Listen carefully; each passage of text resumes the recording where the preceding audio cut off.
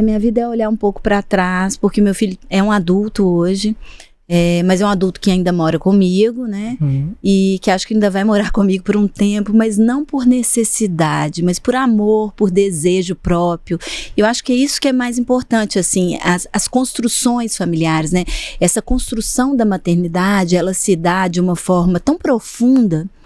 E ao mesmo tempo concordo que a autonomia é extremamente necessária, mas a autonomia também é construída, né? E no meu caso ela foi construída a passos lentos, porque eu tentei enquadrar muito meu filho numa caixa, né?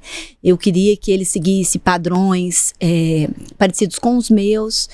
Mas eu não entendi ainda naquela fase pequena que esses padrões não eram valores. Os valores todos estavam sendo absorvidos, mas não precisava fazer igual, do jeito, o caminho dele era diferente do meu. Isso foi se formando e por muito tempo eu tentei enquadrar, principalmente na questão escolar, né? O meu filho tem um diagnóstico de TDAH, e isso durante o período escolar é algo que é muito forte, assim, é muito significativo para pais e mães que passam por isso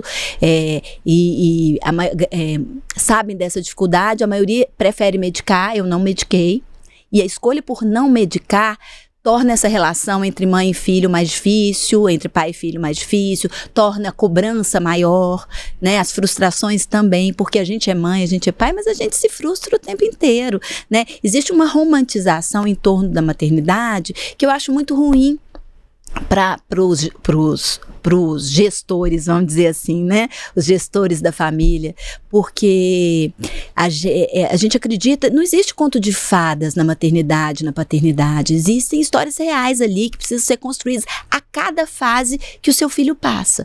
Então, o seu filho na infância, o tratamento é de um jeito, evidentemente você vai deixar ele pegar a folha, desde que não vai causar um risco de vida àquela criança. Sim. Você vai deixar ele solto desde que ele não tenha uma tomada para o bebê enfiar o dedo ali. Então, assim, os pais, eles precisam ter responsabilidade. Ser pai e ser mãe é algo que exige muito responsabilidade da gente. A gente vai percebendo que os nossos filhos dão conta para daí soltá-los e deixá-los ir. Eu sempre quis ser mãe. Acho que fui uma mãe controladora por um tempo, até ele me ensinar, porque eu aprendi muito ao longo da maternidade com o meu próprio filho. E ele me deu muitos bastas. Ele tem uma personalidade muito forte, muito amorosa, mas sabe muito o que quer, e me deu muitos bastas. Falava, mãe, não, isso eu não quero, eu não vou fazer. Eu falei, mas tem que fazer assim. É assim que é bom, assim que é o certo. É o certo pra você, não é o certo pra mim. Então, isso foi me abrindo e me trazendo alertas assim. Falei assim, gente, eu preciso deixar ele ser ele. Eu preciso deixar ele viver. Eu quero o quê? Pais querem o quê, né? Não sou eu, todos. Que os filhos sejam felizes. Mas o que os filhos querem? Não a sua felicidade. Não o seu viés. Eles têm mente própria, né? Eles pensam sozinhos, eles são outros seres humanos. Então, esse corte do cordão umbilical, ele é extremamente necessário para que as crianças se sintam, principalmente nesse ponto, sabe? Crianças, eu estou falando, crianças e adolescentes, eles precisam se sentir amados, Sim. precisam ter ali inseridos amor para que eles consigam ver o mundo e andar. Então, eu penso, e aí devolvo até para você fazendo uma pergunta, eu acho que às vezes os pais se esquecem que a questão emocional, que essa questão de valores, emoções, deixar os filhos lidarem com as emoções, soltarem mais essa questão do afeto, né? Que essa parte é extremamente importante para que a autonomia venha também.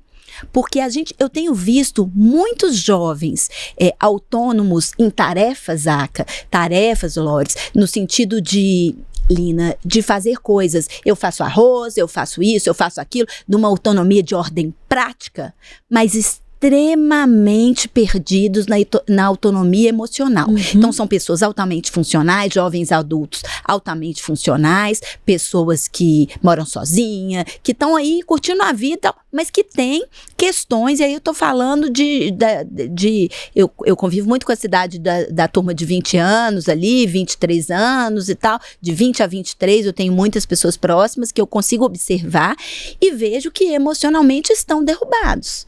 Consegue fazer tudo, autonomia para tudo, viaja, dirige, às vezes, alguns têm até casa própria, né? Mas que estão por dentro ali sentindo falta desse afeto que não foi vivido.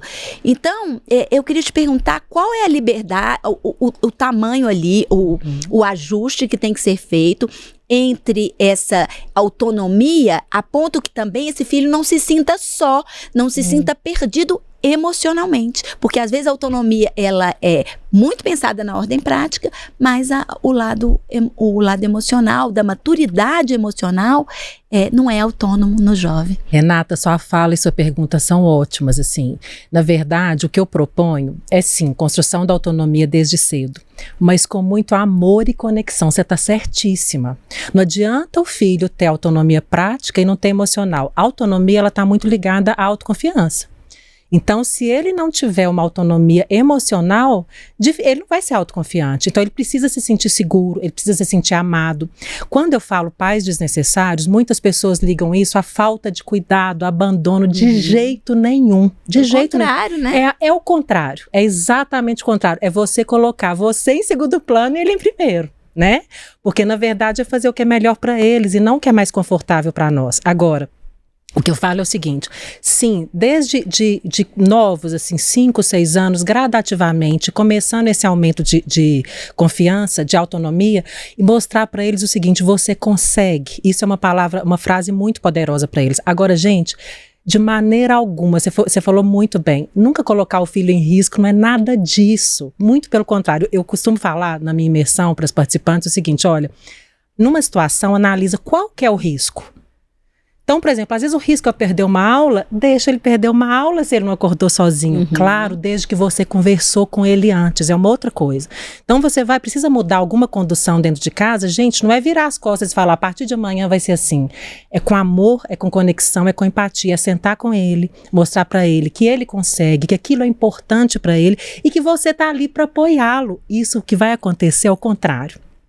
Ele vai se sentir cada vez mais autoconfiante, ele vai acreditar nele, ele vai se sentir cada vez mais autonomia, mas ele se sente amado da mesma forma, porque pais desnecessários e formar filhos independentes, isso não quer dizer que eles vão ser perfeitos e que eles não vão precisar de você em algum momento, nada disso.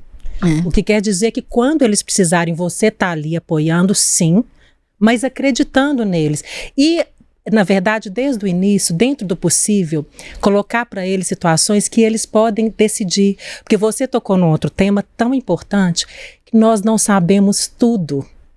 Eu trato no meu livro, inclusive, uma das razões para criar os filhos dessa forma, e gente, sempre com as melhores intenções, e uma coisa importante de registrar, todos nós erramos e acertamos. Opa. Não tem pai e mãe que só acerta, e nem que só erra. Só que é muito comum os pais replicarem a forma como foram criados inconscientemente, com as melhores intenções, né? Então, na verdade, você tocou num tema que eu quero reforçar, que é o seguinte, olha, é entender o seguinte, ele tem a trajetória dele, e o que eu proponho no livro é exatamente isso, é permitir que os nossos filhos sejam protagonistas da própria vida. E aí a gente tem que aceitar que nós não sabemos tudo, que às vezes algumas escolhas nossas não são escolhas deles. Exato. E tá tudo certo. Isso é o mais maravilhoso dessa história, sabe?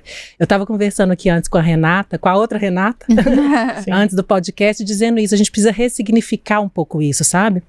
Os filhos serem desnecessários não significa que os pais serem desnecessários, que os filhos não precisem da gente. Não significa que necessariamente eles têm que sair de casa. Você contou muito bem, ele está em casa por escolha. É diferente de um filho que a gente vê hoje uma situação cada vez mais comum de filhos adultos em casa por dependência.